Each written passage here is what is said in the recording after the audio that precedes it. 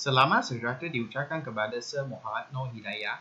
Nama saya Chung Chi Eun dan kami merupakan kumpulan 7 seramai 7 orang dan akan menerangkan makanan dan minuman tradisional dalam tamadun Cina.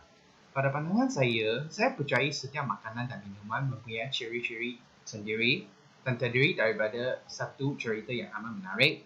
Oleh itu, ini amat penting untuk kita meneroka makanan dan minuman tradisional tersebut.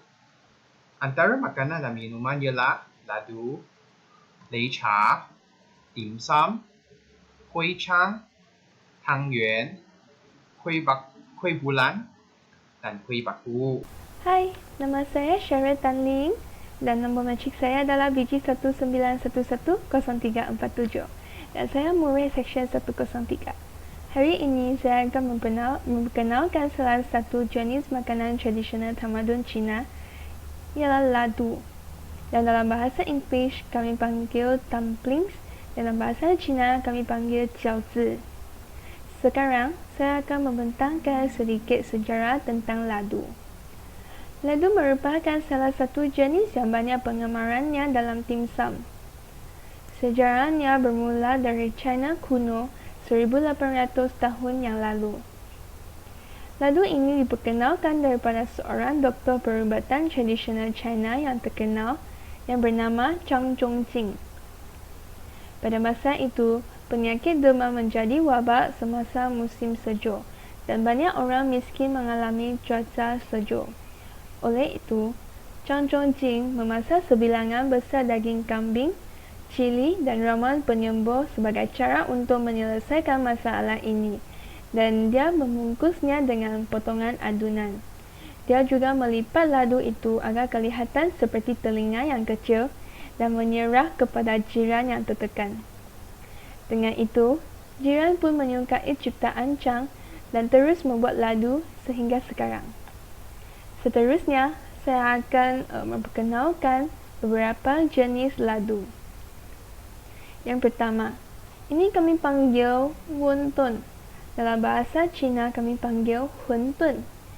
Ini biasanya kami masak dengan kuah atau sup yang ringan. Seterusnya, ini kami panggil ladu. Dalam bahasa Cina kami panggil jiaozi. Ladu ini kami merebus dan kami makan dengan cuka. Seterusnya ini adalah ladu goreng. Kami panggil guo tie. Ini juga makan dengan cuka, tetapi ladunya kami goreng. Seterusnya, ini adalah salah satu ladu yang kami panggil ladu pulut. Dalam bahasa Cina kami panggil zongzi. Ia berbentuk segitiga. Dan ladu pulut ini secara tradisional dimakan semasa pesta perahu naga.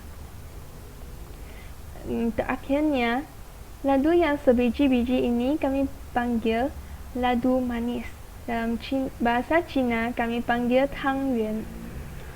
Ia adalah ladu kecil yang dibuat dari tepung pulut dan diisinya dengan wijen manis ataupun kacang tanah.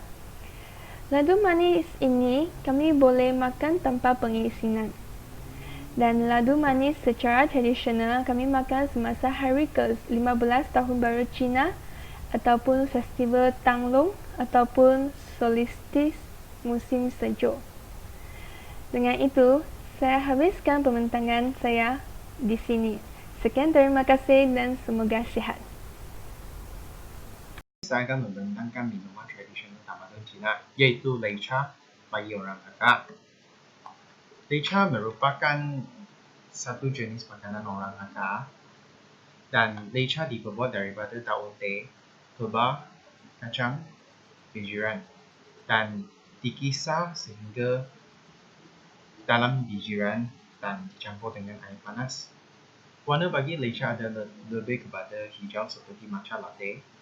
Rasanya bagi lei cha adalah sedikit asin dan tekstur bagi lei cha adalah sedikit pekat berbanding dengan Cina teh. Lei cha biasanya diminum pada musim sejuk atau minum pagi disebabkan lei cha boleh mengisikan perut kita. Sejarah lei cha. Asalnya lei cha ialah dari China, Guangdong, dan Leica pertama kali muncul di Nanguang Bandar dijual oleh seorang nenek namanya He Bo. Dan Nanguang Bandar merupakan satu bandar yang sentiasa dilalui oleh ahli perdagangan dan mereka akan meminum leica untuk mengisikan perut mereka. Leica bagi nama yang kedua ialah San Centang. San bermaksudnya tiga dalam bahasa Cina, Sen bermaknanya belum masak dan Tang merupakan sup. San Sen iaitu daun teh, halia dan beras. Kita boleh membuat perbezaan antara Cina teh dengan leica iaitu Cina teh diminum selepas kita makan dan dapat membantu proses penghadaman kita. Dan leica boleh mengisikan perut kita, dia sesuai untuk kita minum sebelum kita makan. Perubahan leica. Leica boleh difungsi sebagai perubatan selepas bertambah dengan ubat seperti baisau, Korea dan Angelica. Penyebaran leica ke tempat lain ialah Taiwan, Malaysia, Singapura, Indonesia dan Vietnam. Kita boleh jumpa leica di Malaysia dan dia akan dihidangkan dengan nasi putih, cubis, lobak dan tofu. Hal ini kerana kreativiti orang Hakka dan berubah leica kepada makanan daripada minuman. Oleh itu, saya akan membuat kesimpulannya iaitu di mana ada orang Hakka, di situlah ada leica. Sekian, terima kasih. Assalamualaikum dan selamat tengah hari. Nama saya Muhammad Rushaidi bin Wakawi dan hari ini kita akan bercakap tentang makanan tradisional dalam tamadun Cina. Antara makanan tradisional dalam tamadun Cina yang masih lagi ada di sekarang adalah makanan yang bernama dim sum. Hari ini kita akan bercakap tentang itu. Jadi apakah itu dim sum? Dim sum adalah sejenis hidangan Cina yang ringan yang kita selalu makan sebelum atau selepas makan makanan tengah hari, yaitu makanan ringan segala itulah. Dim sum selalunya dihidangkan begitu saja dalam bakul pengukus yang kecil ataupun atas pinggan kecil ataupun ia akan dihidangkan sebagai teh Cina. Ia juga dihidangkan dari waktu pagi sehingga tengah hari. Sekarang kita akan mengikut sejarah dim sum. Namun, sejarahnya cuma diikut melalui satu cerita, iaitu seorang ketua anggota tentera menyuruh penduduk untuk menyediakan kuih-muih kepada tentera sebagai sagu hati selepas balik dari perang. Peristiwa ini dikatakan berlaku pada dinasti Jin Timur. Sebenarnya dim sum adalah perkataan yang pendek daripada satu perkataan iaitu dim dim sumyi, iaitu untuk menyentuh hati. Dim dim bermaksud sedikit, manakala sumyi bermaksud perhargaan dalam hati dalam bahasa Kantonis. Sekarang kita akan bercakap tentang yumcha yang selalu dikaitkan dengan dim sum. Yumcha adalah budaya meminum teh yang dicakap dalam slide ini. Yum bermaksud meminum dan cha bermaksud teh dalam Kantonis. Ia juga bermaksud yat zong yongkin, bermaksud satu cawan bagi teh dan dua bakul kecil bagi dim sum. Yumcha diperkenalkan pada zaman dahulu untuk pedagang dari luar bandar dan petani dari luar bandar di laluan sutera. Pondok selalu dibinakan di laluan sutera untuk pedagang dan petani dari luar bandar untuk berehat. Ini adalah cara-cara dim sum dibuat. Selalunya dim sum dimasak dengan cara kukus atau digorengkan. Ia bersaiz kecil dan 3 atau 4 dim sum boleh muat dalam satu bekas. Tapi masa zaman dahulu, 2 hidangan atau bakul kecil dim sum boleh mengisi perut dengan penuh. Hal ini kerana saiz dim sum pada zaman dahulu adalah lebih besar seperti bau. Sekarang, saiznya diubah kepada yang lebih kecil untuk lebih memuatkan bekasnya. Ini adalah contoh-contoh hidangan dalam dim sum seperti kaki ayam, char siu bao ataupun babi. Goreng-goreng, hagao ataupun ladu udang, lo bakgo, dan dantat. Terima kasih kerana mendengar saya bercakap tentang dim sum. Selamat petang dan salam sejahtera. Saya Wilishan dari HE Tutu. Hari ini saya ingin bentang tentang kuih cang yang merupakan makanan tradisional dalam tamadun Cina. Kuih cang juga dikenali sebagai bacang ataupun zongzi. Kuih cang juga terdapat beberapa jenis seperti Hokkien bacang, Cantonese bacang, Nyonya bacang, Teochew bacang, Kicang, dan Hainanese bacang. Seterusnya saya ingin bentang tentang sejarah kuih cang. Dikatakan bahawa kuih cang dilahir untuk penyair Qu Yuan, seorang menteri negara Chu yang di zaman negara berperang. Qu Yuan seorang yang berbakat dan juga memberi banyak idea kepada negara untuk memaju negara Chu, tetapi beliau dikritik oleh keluarga raja dan akhirnya diusir dari ibu kota negara itu. Beliau berasa sedih kerana kecemasannya untuk masa depan negara, tetapi tidak dihargai, lalu bunuh diri dengan melompat ke sungai. Rakyat merasa sedih, kemudian mencari jenazah tetapi tiada hasil, dan mereka juga melemparkan bungkus nasi dan makanan ke dalam sungai untuk mengelakkan ikan dan udang memakan tubuhnya. Menurut legenda, Qu Yuan muncul dalam mimpi seorang nelayan dan mengatakan seekor naga banjir di sungai, dan kebanyakan kuih cang dimakan oleh naga bukannya ikan. Nelayan juga diberi tahu bahawa naga takut daun-daun dan tali 5 warna. Kemudian, makanan dibungkus dengan daun-daun dan yang kita kenal sebagai bacang dan dilempar ke dalam sungai untuk melindungi tubuhnya. Seterusnya saya ingin bentang tentang cara kuih cang dibuat. Kuih cang diperbuat daripada beras pulut dan dia diisi dengan daging, kacang, cendawan dan sebagainya dengan bungkusan daun buluh. Seterusnya, kuih cang dikukus dan digantung untuk keringkan. Gambar-gambar ini adalah contoh bacang.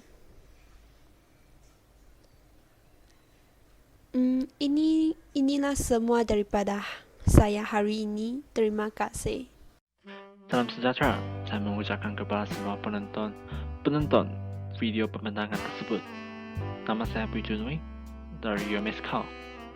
Hari ini saya akan memperkenalkan dan membentangkan salah satu makanan tradisional bahasa semasa tamadun Cina yang merupakan satu pencuci mulut. Ya, namanya ialah tangyuan.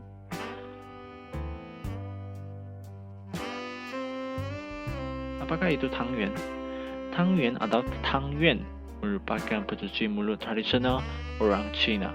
Ya, tangyuan boleh dibuat dalam saiz yang besar atau kecil dan boleh dipenuhi isi atau tidak.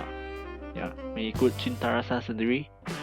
Mereka dimakan secara tradisional di festival Tanglong semasa Yuan Xiao.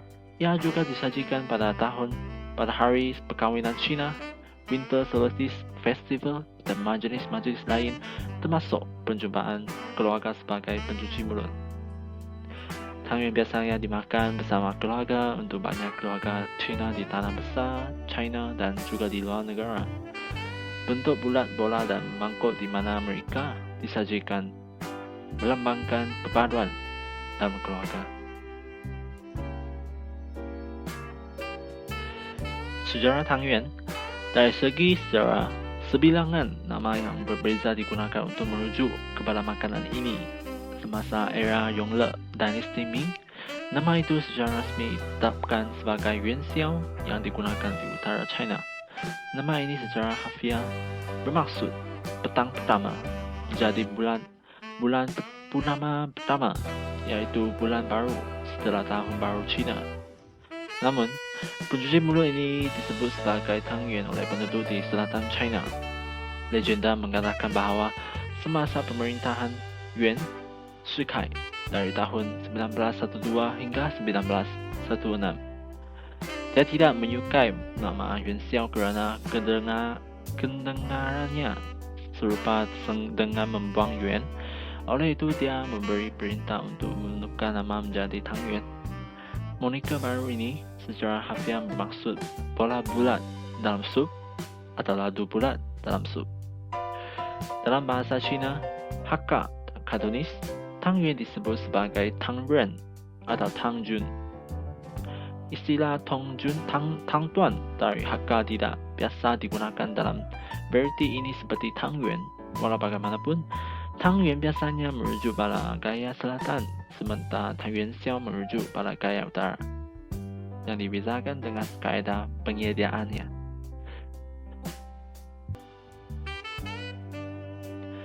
Apakah cara-cara untuk menghasilkan Tang Yuan? Kaedah pertama, lebih banyak digunakan di bahagian utara China, yaitu memasukkan bola bulat pasta yang dipilih ke dalam bakul buluh tepung beras dan mengulungnya sambil terus menaburkan air sehingga tepung menempel pada pasta. Kaedah kedua pula banyak digunakan di wilayah selatan China, yaitu menutup pengisian menggunakan tepung, beras, ketan dan kemudian memempaikannya membuat menjadi bola. Sebagai gantinya, seseorang dapat membina bola kecil tepung, beras, ketan dan membuat lubang untuk memasukkan sisipan. Kemudian menutup lubang dan melicinkannya dengan mengulungnya ke tangan seseorang. Pendekatan ini menghasilkan kepingan yang lebih besar daripada pendekatan pertama. Kaedah kedua adalah membuat mereka memasak. Sebenarnya pencuci mulut ini dimasak seperti memasak ladu dengan air mendidih. Penambahan gula ke dalam air adalah pilihan. Sesetengah orang lebih suka menambah halia ke dalam minuman sekiranya Tang Yuan mula melayang ketika memasak. Anda tahu mereka sudah siap untuk dimakan. Menghidangkan Tang Yuan dalam mangkuk agar sesuai dengan bentuk bulatnya melambangkan kesatuan dan keharmonian keluarga. Dan menjadi air rebusan sebagai sup adalah penting kerana inilah cara Tang Yuan disajikan.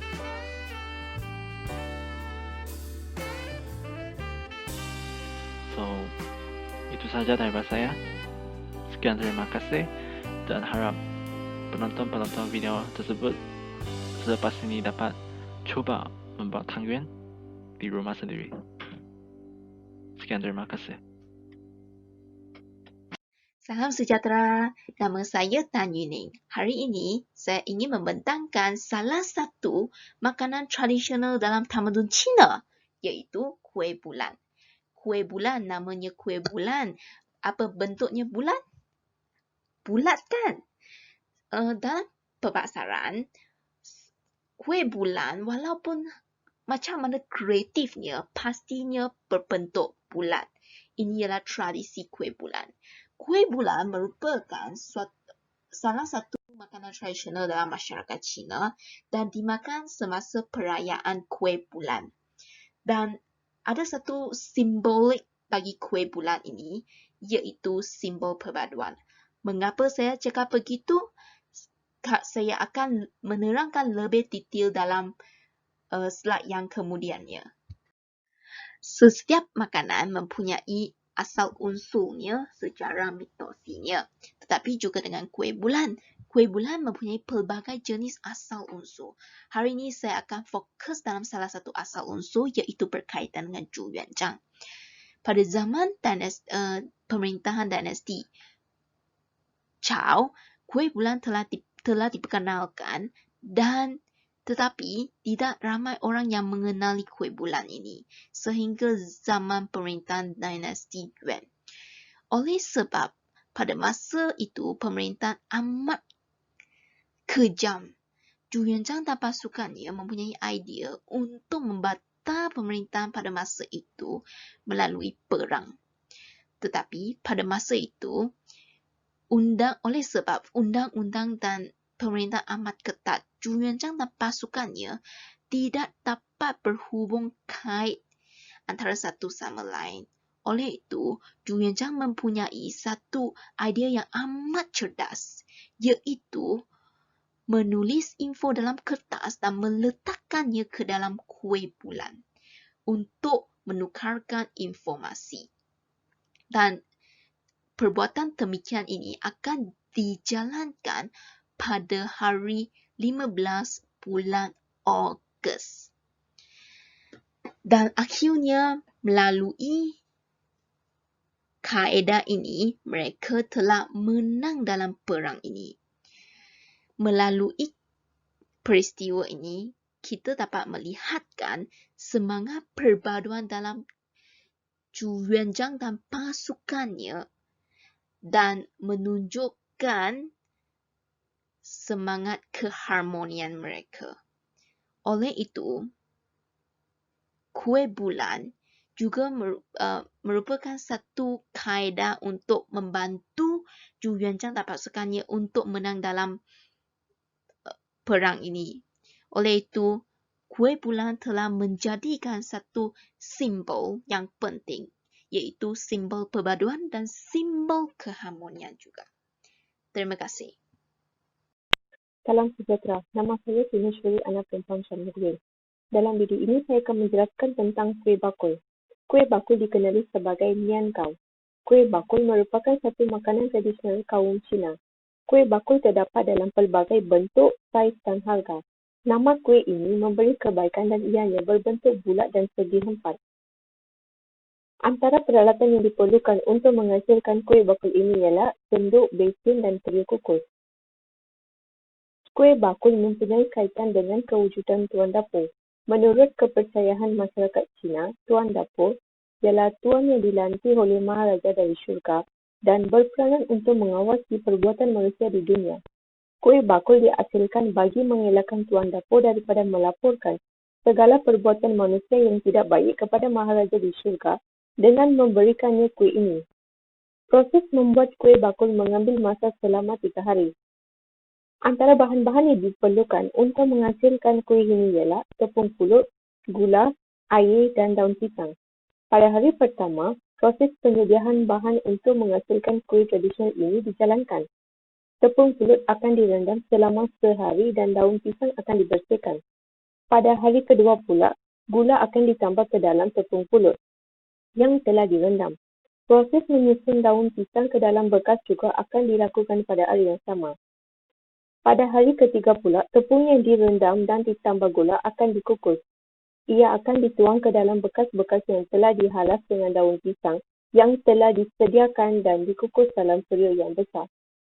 Tepung tersebut perlu dikukus selama 18 jam. Kedudukan bekas di dalam periuk perlu diubah pada setiap 3 hingga 4 jam untuk memastikan api yang mengukus tepung di dalam bekas akan menjadi sebati dan masak sepenuhnya.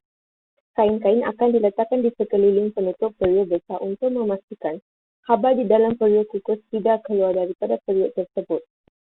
Selepas tepung di dalam bekas masak, ia akan bertukar menjadi warna coklat keemasan. Kuih tersebut akan dikeluar dari periuk dan dibiarkan sejuk mengikut suhu persekitaran sehingga menjadi keras. Kebanyakan masyarakat Cina membeli kuih bakul adalah untuk tujuan upacara sembahyang pada musim Tahun Baru Cina. Sekian, terima kasih.